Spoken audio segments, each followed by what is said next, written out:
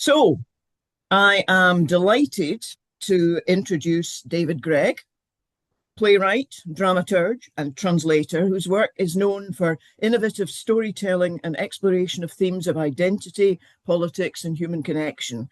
He's probably best known in Scottish schools for Dunsinane, the 2010 sequel to Shakespeare's Macbeth. And as artistic director of the Royal Lyceum Theatre in Edinburgh, he championed Scottish theatre particularly.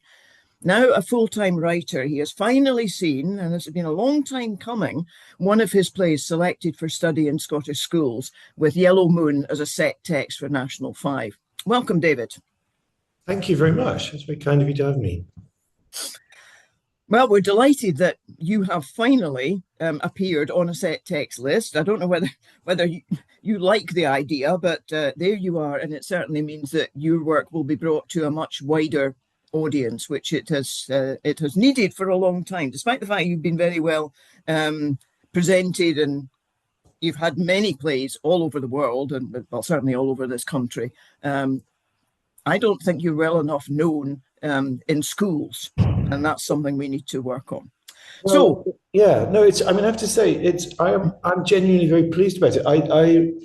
Some writers, they find the context of school for their work difficult, but for me, particularly with theatre, I remember the plays I studied at school very well, and I think plays are really suitable for study in school because you can all read parts and you can explore them in a way that's harder maybe with a poem. Sometimes it's a more personal experience, and this play in particular, as we'll probably go on to discuss, has a very direct connection, I think, to the age group of people who may well be studying it, and that may be of interest too. So. Well, that has led me beautifully on to what was going to be my first question. You've said frequently that you don't research your plays and you just write about what's of interest. Yellow Moon was written in 2006, but I think coming to it now, 20 years on, unbelievably, it is still incredibly relevant in terms of the themes of violence, often with knives, family breakdown, sexual behavior, self-harm, celebrity. All of that is in the news these days, often driven by social media.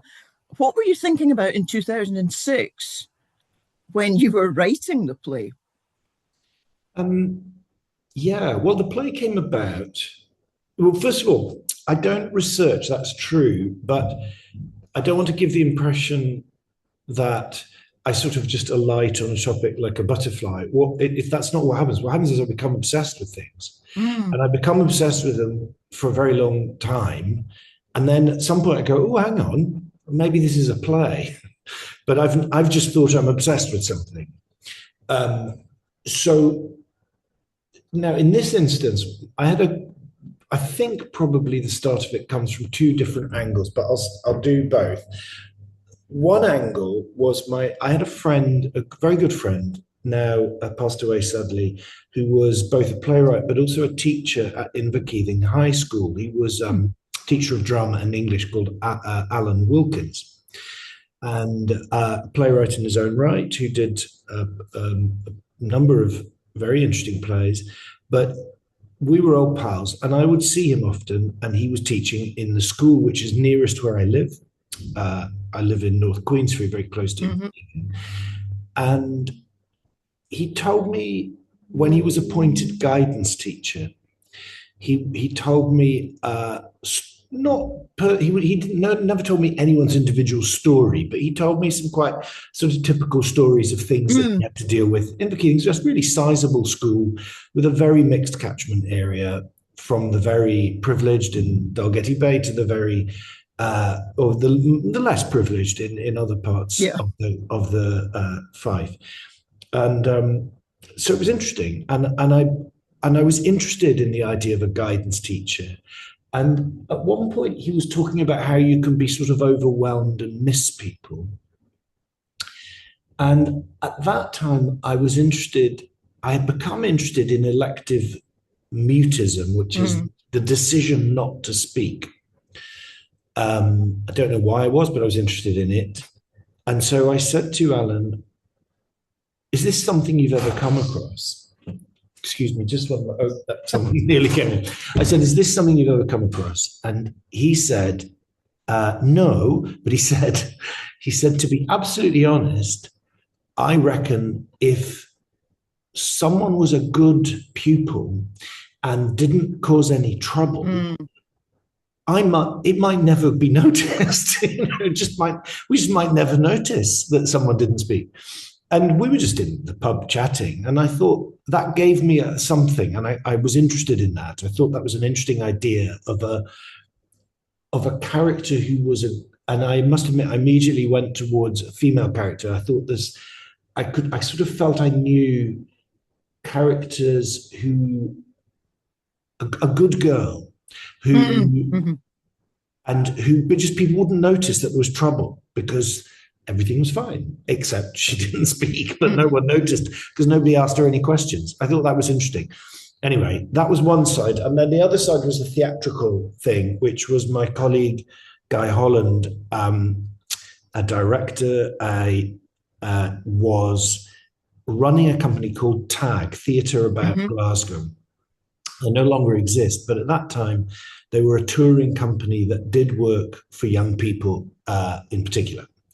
And he wanted a show, and he came to me and he said, I have a vision. I would like to do a show where 4 actors go into a school, and he said, and they just push the desks aside and they do the play. And I said, okay, so what do you mean by that, really? And he said, I mean literally that. He said, I don't want them to wear costume. I don't want there to be lights. I don't want there to be anything. I want them to just literally push the thing aside. And that's the play. And I thought, well, that's exciting. That's interesting. And at some point, these 2 ideas began to join up, which is how a play usually begins for me, that there is a theatrical idea married to a character idea, and then something emerges out of that. So I think that's where the play began. And then the last bit of admission is I like music very much. Music is always very big in my plays. And I always begin a play thinking, how is music a part of this play? And I was obsessing at that point over a number of songs, but one of them was the song which goes by a number of different names: Staggerly, Stack-Oli, Stackley, all kinds of things. And it's essentially an old-fashioned gangster song. And at the time, I think people were worried about gangster rap. They're always worried about these sorts of things. But what interested me was this song that's considered quite a jolly folk song. It's basically an old-fashioned gangster song. And I thought it was interesting. So I chucked that in the mix. That's a lot of different reasons. But that was really the heart. The inspiration was, how would you do a story that was in a school and the 4 actors just come in and they push the desks aside and they tell the story? Oh, one last thought. This was in my mind. Sorry, I'm probably talking too much, but this was in my mind. No, not at all. Not at all. I was a bit scared of writing for teenagers. I'd written for children, younger people. I've written for adults. But teenagers intimidated me a little bit because I thought they won't put up with rubbish. They will show their boredom. If you patronize them, they'll spot it a mile off. I can't, oh God, this is going to be difficult. And I didn't want to do theatre and education. I remembered at school, it used to feel like such a treat when you got to watch a film and it never felt quite the same if they said, oh, today, we have some actors and they're going to come and do a play. And invariably, it would be telling us, not to stab each other with knives or not to, whatever it was. So I thought, okay, I will not do that. I've been asked to do a play, but nobody has said it has to be improving morally or any of those things. So I thought what I'll do is I'll do a play and I'll make it as I want to give the teenagers a surprise. I wanted the idea that they go, oh God, we've got to go to the gym hall and we've got to watch some play.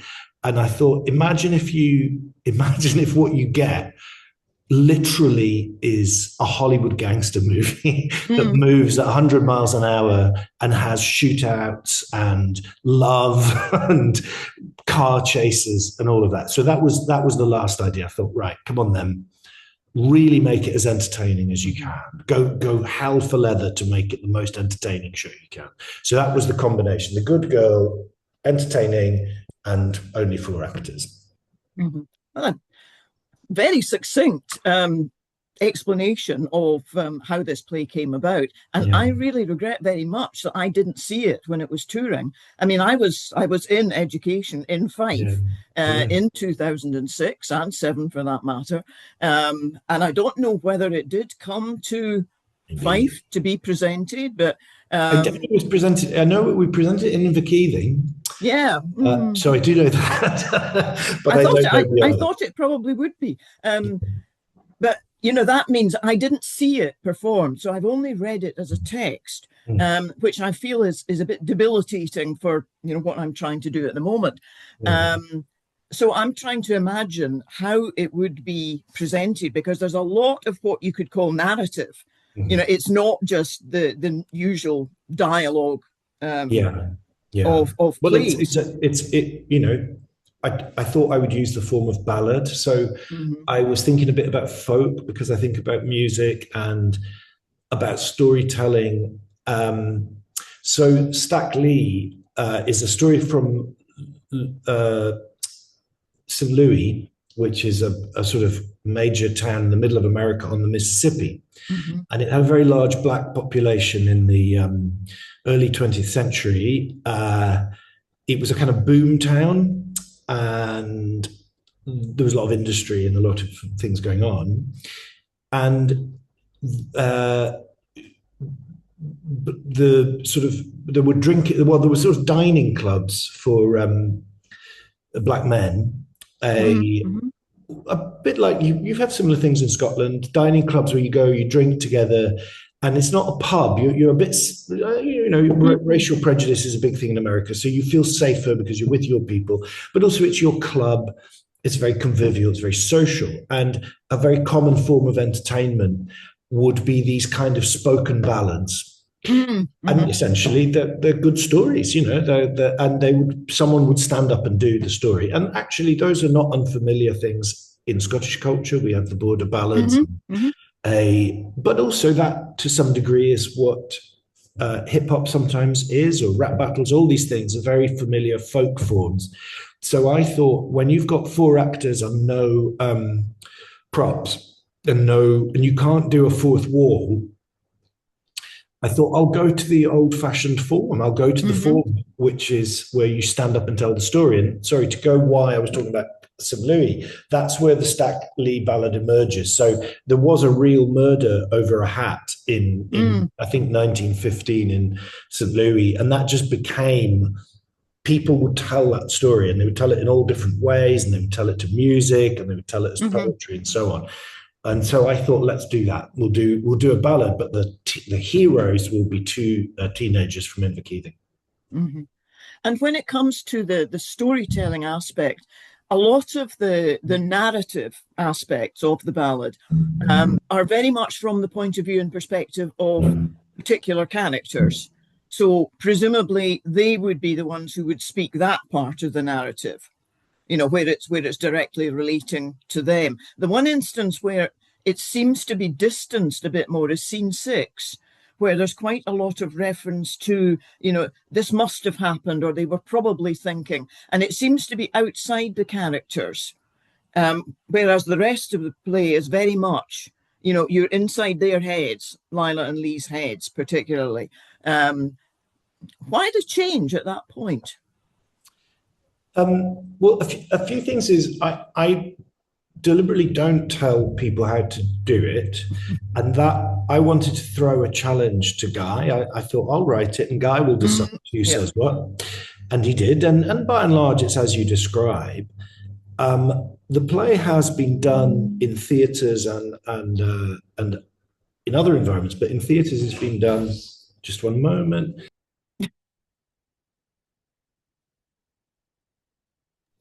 This is the theatrical life. I apologize to our viewers. We're rehearsing a musical here called One Day, which is coming to the Lyceum. Please buy your tickets now. Oh, yes, And that's yes. why, and at the beginning of the rehearsal day, actors and people keep coming in hoping they can use the room, but I'm here and they haven't seen a sign. You need a notice on the door. You need a notice on the door. So the play's been done in, Norway. I've seen it. I've seen it's been done, although I didn't see it in Korea. It's been done in Germany a lot. Been done in various places, and it's different each time. I've seen it done with casts of 10. I've seen it done with casts of 4. I've seen it done with very direct. It can be done anyway, and theoretically, I think it wouldn't work, but theoretically, you could do it as a monologue. So up to a point, it's up to the director. And I thought that would be fun for Guy, but also fun for schools and other people to work on. One thing that I will get to a point, but I do remember very clearly, I really responded to it, but there was one point I said to Guy, please, Guy, can I have a gun? Because you know the end of the play, and I thought, please, can I have a gun? And he said, no, you can't have any props. so that's how it's created. It's created in that way. The reason that it changed, I think the answer will be true but unsatisfactory. It was boredom. So but also, I think I wanted the play to be entertaining. I wanted it to be constantly surprising and to have all different forms mixed in it. I wanted it to go at 100 miles an hour. And so I reached a bit of an impasse when I got what we call in the storytelling world shoe leather. So shoe leather is when you get to a bit of the story which you do need the audience to understand, but the only reason they're hearing it is because you need them to understand it. There's not really anything meatily in the story in it. So it's called shoe leather because the idea is you're walking from place to place, and it can be a bit boring. So I thought, God, there's a lot of shoe leather here. And so what I thought I would do is use a sudden and totally different storytelling format and throw in newspaper headlines and, just all kinds of anything. I just threw anything at it, just to make it give us some variety and then allow us, because what I hope it does is it buys you a moment where you can get actually quite naturalistic a bit later on, because you've really shaken people up and then you can feel them, I hope, thinking, oh gosh, I hope we can sit down for a minute and maybe just actually watch a scene. And so by the time you present them that, they're really hungry for it. Yeah, no, I can see that. Now, I said Lila, but it's probably Layla, is it?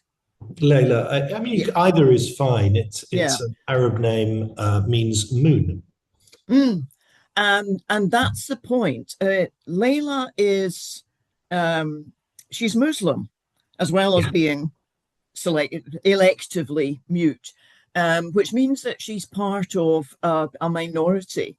Was that deliberately done, that you wanted to make her not just a good girl, but a good Muslim girl? Yeah. I mean, we don't do a huge amount about the religion, but to be fair, so let me wheel back a little bit. I did a lot of working with playwrights, actors, directors in the Middle East in the late 1990s and early 2000s. I was working I did some work in Palestine. I did work in Syria, Lebanon, Egypt, Tunisia.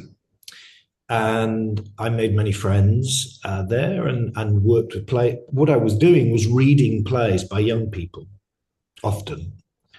Maybe not as young as Layla, but, people in their 20s and from all different backgrounds, because, of course, there's many Christians in the Middle East as well, and all different sects and varieties of Islam. And I didn't, this is again the sort of research thing. I wasn't researching anybody, but if you read a lot of plays by young people from all different backgrounds in the Middle East, you invariably imbibe some things, some Yeah. ideas. Mm-hmm. So when I came to write my character, I wanted someone as far away from Lee as possible. I wanted someone who was the absolute opposite of Lee, as far as you could possibly get. And I suppose I thought, well, for a second, I thought, why couldn't this be somebody who's has an immigrant background, you know? And I thought immediately, well, why couldn't this be somebody like the people I know who live in the Middle East? Now, obviously, it's not somebody living in the Middle East, but there's plenty of people whose parents were refugees, so they or immigrants. You know, they've moved. We have a huge diaspora, both in Scotland and Britain more generally.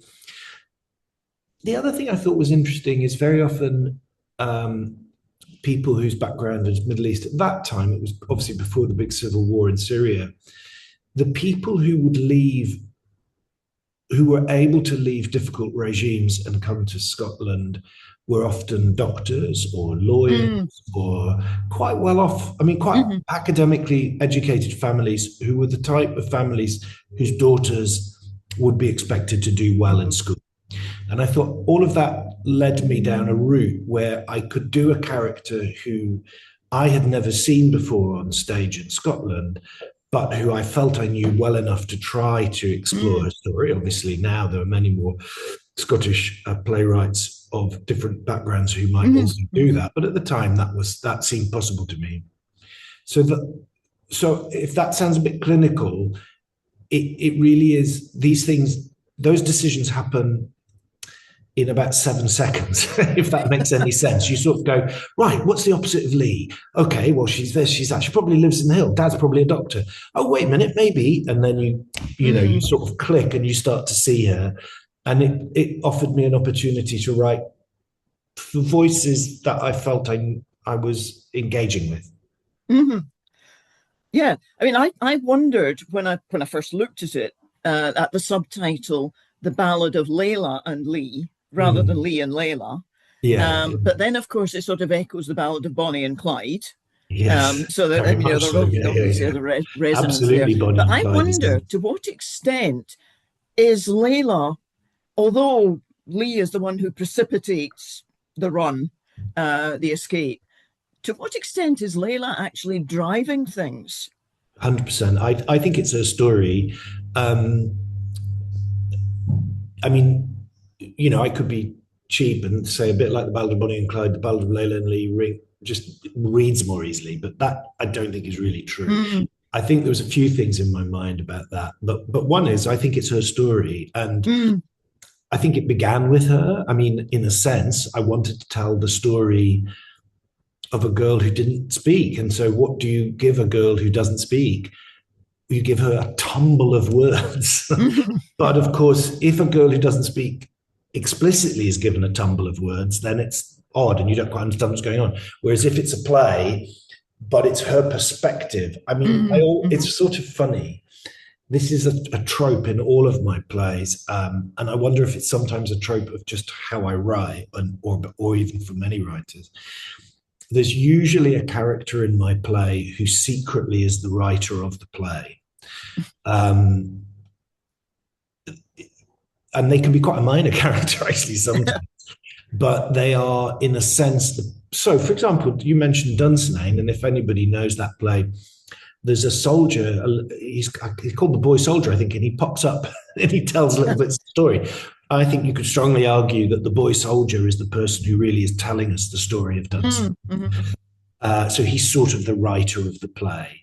And Layla, in this instance, is sort of the writer of the play. So in general, what that means is it's the perspective you tell from. It gives you an unwritten set of rules you probably abide with, that you try to avoid stepping too far outside the positions that such a person might take or know. So if Layla doesn't know,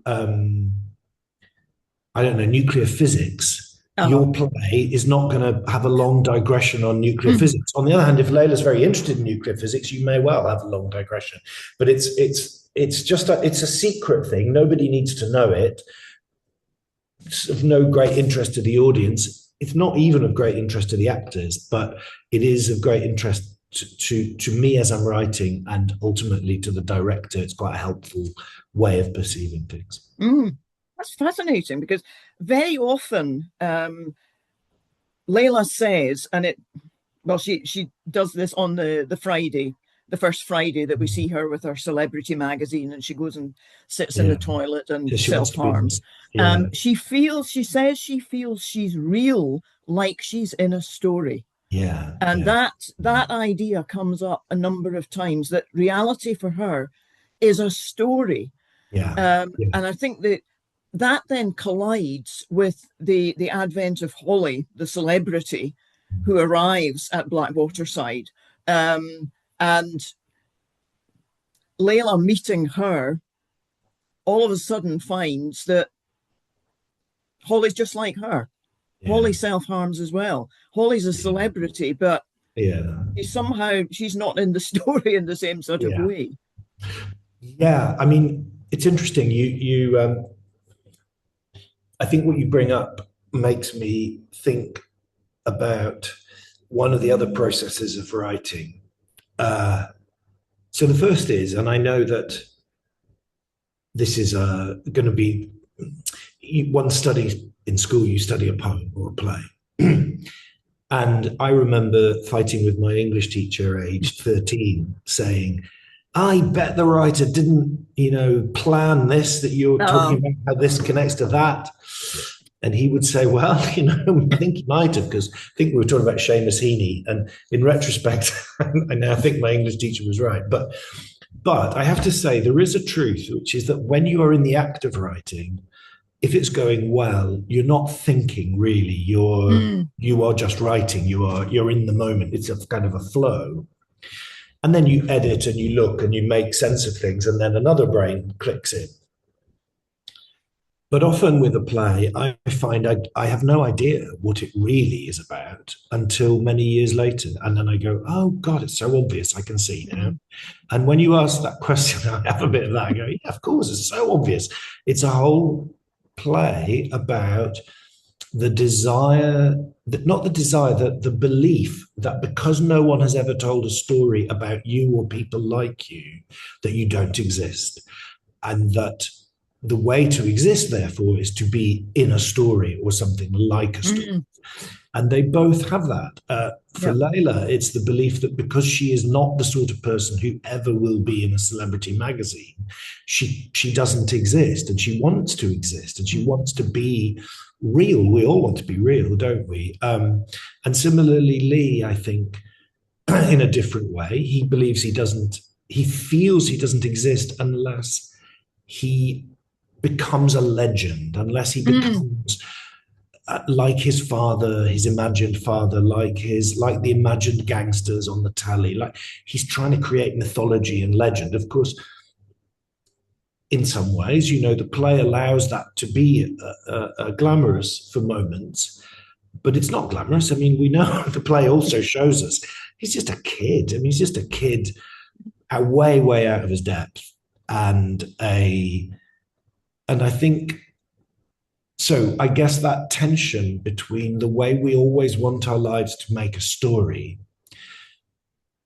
partly because it will be easier to understand, and partly because that's the way that we understand the world, so it helps us to fit in.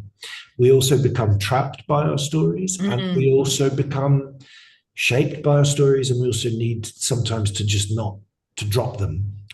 And I think that's where, again, you asked about scene 6, or there's various scenes where like newspapers come in and things like that. That's another way in which the world is shaped into these stories, but the stories which we consume, but they don't fit. They don't fit us. They are around us. The one last thing on this. This was the first play that I set in Fife, and that was quite an important moment for me that changed my writing. There's a quote by Alistair Gray, Scottish writer of the novel Lanark and many others, and he said, a city doesn't really exist until it's been written about in a novel. And that actually has also been said. There's a wonderful complex Trinidadian Indian writer called V.S. Naipaul, and he wrote one of the first novels set in Trinidad, A House for Mr. Biswas, a wonderful novel. Mm-hmm.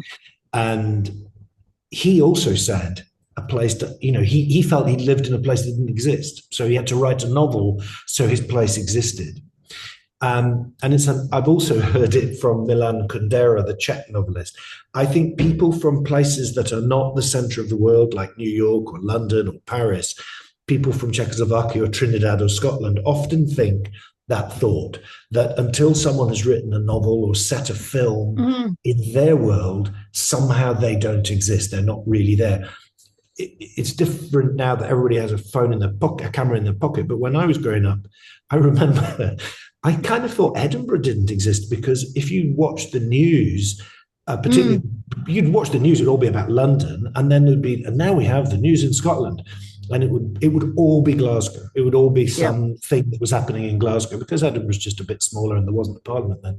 And I remember thinking, God, if Edinburgh came on, you would shout to your mum and say, Mum, Edinburgh's on the telly, because that would mean you existed for a little flicker, So I set the play in Inverkeithing because I wanted this sense of being in a story, to make Inverkeithing exist, both for the characters, but also I had this moment, I thought, well, I want this play to go on in Inverkeithing High School for the pupils that Alan works with and teaches. And I would love to give them the slightly momentary joy of going, oh, right, we exist. Look, here in our school gym, people are doing this story set in Inverkeithing. And the writer clearly knows about it sufficiently to know where the cemetery is and things like that. And that was the first time I did that. And it was the first time I set a play in Five. And I've kind of almost ever since then, I've always asked myself the question with any bit of work that I'm doing, is this a story that can be set in Five? Not always, but very often it can. And if it can, I do, just because I sort of feel like, right, I'm going to do that then. I'm going to make it exist. That's fascinating, because that was one of my other questions. It's very specifically located. Blackwater Side, I'm assuming, is imaginary, but it's near Kinlochew, which again doesn't exist. I know exactly. And now exists even more because you've written about it near Kinlochew. But I did, I was going to ask, it's very specifically located, but it has this sort of universalism that it could be anywhere.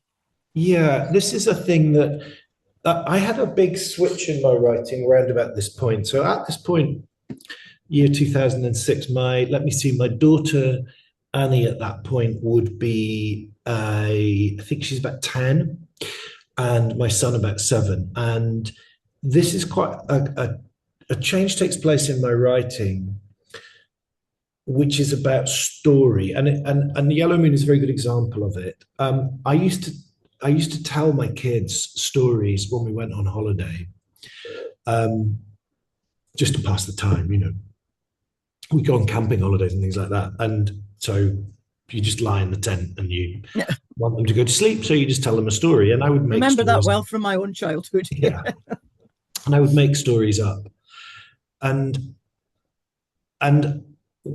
one day I was doing this, and I thought I was telling a story. I won't go into enormous detail. It was an exciting moment where, a goblin and a princess were not a princess, actually. She was a sort of a rebellious daughter of an American plantation owner, were escaping dogs across a woodland in Kentucky. A long story that had begun in Scotland, in Rannoch, where we were on holiday, and gone across the sea and all of that stuff. And it was in the middle of the story, and I thought, this is just better than anything I do. And because at the time I was writing fairly traditional plays, and also the plays, I always felt I was in the position of I was a younger writer then, obviously, and I always thought I was offering up to the audience my thoughts for approval, a little bit like a child does to a parent. The audience were in the position of parent to me, and I was going, "What do you think of this? This is very important, don't you think?" And then I was telling this story to my kids, going, "This is just better. I mean, it's just a better story, and it's funnier and cleverer and more thoughtful, but also, interestingly, more interesting. It's got more in it because I wasn't trying to impress anybody. I was just trying to tell a story."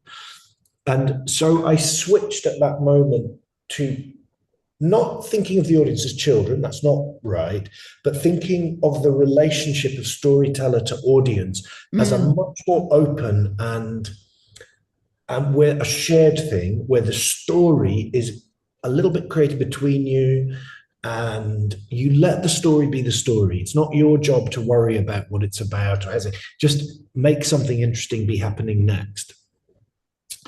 And these things were all tumbling around my mind when all the little bits came together of Guy Holland's asking me to do the show.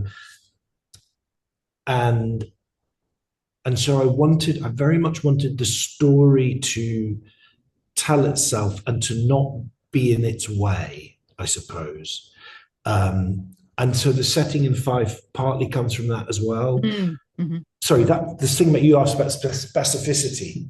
So what I learned from the work I did with my kids, I call it work, but it was just trying to get them, entertained in the evening. The more specific you are, the more universal you are. So if I describe Inverkeithing, I can guarantee you, and it's happened, that someone in Korea or Oslo will say to me, "This is just like where I live," or "This is just like that." Whereas if I write a generic place, no one ever says that. It's like, for some reason, if you're very specific, everyone will. A good example of this is I wrote a play called Midsummer, which is a romantic comedy set in Edinburgh. And this is also a play that's been done in a lot of places. And I noticed something, because very early on, people would write to me and say, "We want to do this play in Brazil. And in the city that we live in, there is also a big park, and there is also a thing a bit like Edinburgh Castle, or whatever it is. And is it okay if we change it to those things?" And at first I thought, "Oh yeah, that sounds fine." And then I said, "No, it isn't. That isn't fine, because a Brazilian audience, if they sit, they will be going, 'That's just like us. We also have that place.' Whereas if you change it, they'll be going, 'That's not quite right.'" There's something, the way he talks about food is not very Brazilian. So there's something about how people will always step into a character, but they don't. If you try and make it too much out that way, people go, "Well, wait a minute, it's not, you haven't got me right."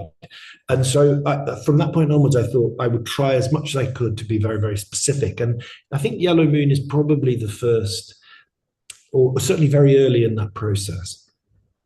That is quite fascinating. I mean, it's the curse of an English teacher that you're looking for themes and character, all of these things that the kids are going to have to answer exam questions on, rather than just being able to read and enjoy and take part in whatever it is. But it's also it's very relevant to the whole question of relevance, which is something that I have an issue with, because some people think relevance means it has to be the here and now. But what you're saying is the opposite to that, setting it in the here and now allows it to be widened and to be much more universal. I think in a way that I haven't quite explored yet. But I mean, that is something that I think, if I were teaching this in the classroom, and every time I do something like this, I would like to teach this. I'd like to get into grips with it. It's something I'm going to be thinking more about. The other aspect of the sort of universalism is they're on a journey. The two of them, they're on a physical journey to the Highlands of Scotland, to near Kinlochhew. And and they're on a journey, it seems, to find what was missing from their lives. Lee's obviously looking for his father, very tangible. Layla appears to be looking for something. She seems to be looking for celebrity for her own story, but I think she's also looking for her voice, which she does find at the end of the play. Yeah. And there's also something about choices. Lee didn't have any choice about his father disappearing. He made some choices in his own life thereafter, but that was the prime motivator. Whereas Layla made a very definite choice not to speak. And she, as the play goes on, seems to make more and more choices that take her to the point where, at the end of the play, she can actually talk Lee down from what he's intending to do. So she finds her voice. That is assuming that this is not another of the "this did not happen" episodes, and that she does actually say everything that is written for her. Lee finds his father, and it's a disaster. I suppose also Layla finds her celebrity, and that's a bit of a disaster in a way. But Layla, at the end of the play, has found herself through her voice, because she has something to say, something worthwhile to say. So there's different journeys there. That's right. I mean, I think people need to want something. So the great Scottish playwright Chris Hannon, wonderful playwright, strongly recommend his play Shining Souls, a lovely play set in Glasgow. He's a wonderful writer. He said to me once, I don't know if he said it publicly, but he said it to me, the audience will identify with the person on stage who wants something the most. And he said, it doesn't matter what they want. If they come on saying, I want to kill my mother, or if they come on stage saying, I want to buy cheese today, it really doesn't matter. The moment they want it, we're interested. Are they going to get the cheese? What? Whoa, why do they want to buy cheese? What's all this about? Why is he so bothered? We become interested. And the more they want it, if I get cheese today, I'm going to be happy. We become invested in the story. And it's such a simple mechanism, but so easily overlooked. I constantly forget it. I constantly start plays and go, wait a minute. Nobody wants anything. Come on. And it's like you need to wake the story up by saying who wants something, and remember that we need to know that. We need to see it. So I think that for both of them there is a want. And I think Lee's want for his father is very clear and makes us interested. I think Layla's want is a little more buried, but in essence, I think her want is to be, her want is not to be who she is in a way, but she's doing it very passively. She's doing it by sort of suppressing everything. But what the story does is it brings her to a want, which is to need to speak and to find herself, because in this moment of extremis, if she doesn't speak, he's going to die. And so she needs to speak. But also, so I think that the wanting is absolutely right. And the journey is obviously a great thing. For that, it's a great mechanism. It's a good way, if people are writing, to think about journeys is a very good, physical journeys is a great form. The other thing you talk about is choices. And when I teach playwriting, I use choice as well. So very simply, for drama to exist, you need an opportunity and a choice, okay? So let's say, I'm trying to think if a specific one from Layla and Lee's might be, I am going to go north in search of my father. The opportunity is you cannot go home. What are you going to do? Oh, no, Layla has one. Layla has a wonderful choice. She's on the station platform. You could go back to the life that you have that you do not want, or you could jump on that train. So it has to be a choice.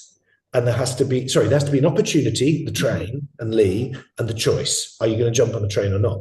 But if it's an easy choice, there's no drama. If we all know, well, of course she's going to do that. What are you even thinking? Then there's no drama. So it has to be a difficult choice. But if it's a very difficult choice, then she would never take it, would she? Yeah. So you need to time limit it. You need to say, that train is coming now. Are you on it or are you not? Because he's getting on it. And if you don't get on that train now, you're never getting on the train. So now you've got drama. Now you've got a character, because what she does defines her in that moment. People often talk about character as if it's like a thing you have, but it isn't really. It's a thing you do. Everything you do is your character. And particularly when you're writing drama, the character is the thing they do. And so the character of Layla gets on that train. There you go. That's a character.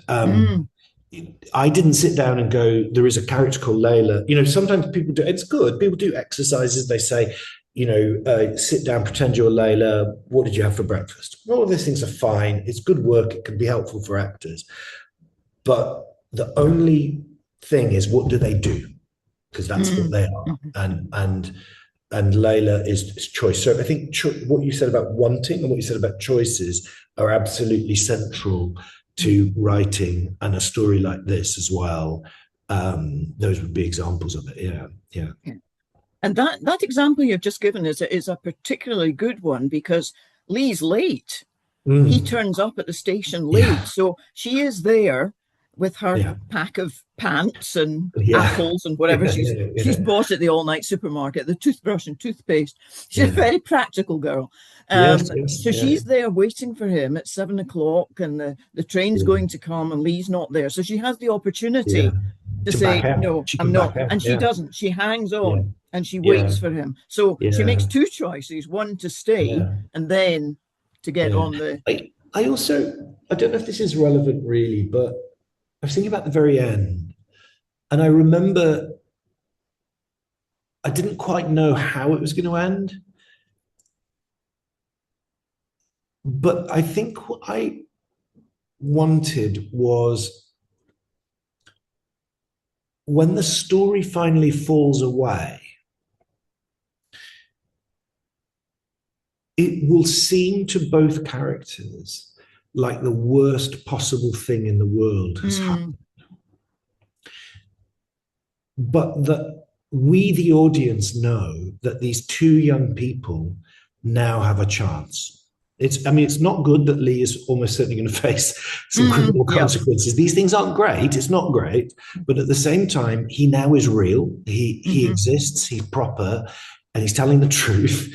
And he has a chance. And actually, you know, I know that when you're 19, you think 6 months is an eternity, never mind 6 years. But many people in the audience watching these stories know that 6 years is nothing, and that actually.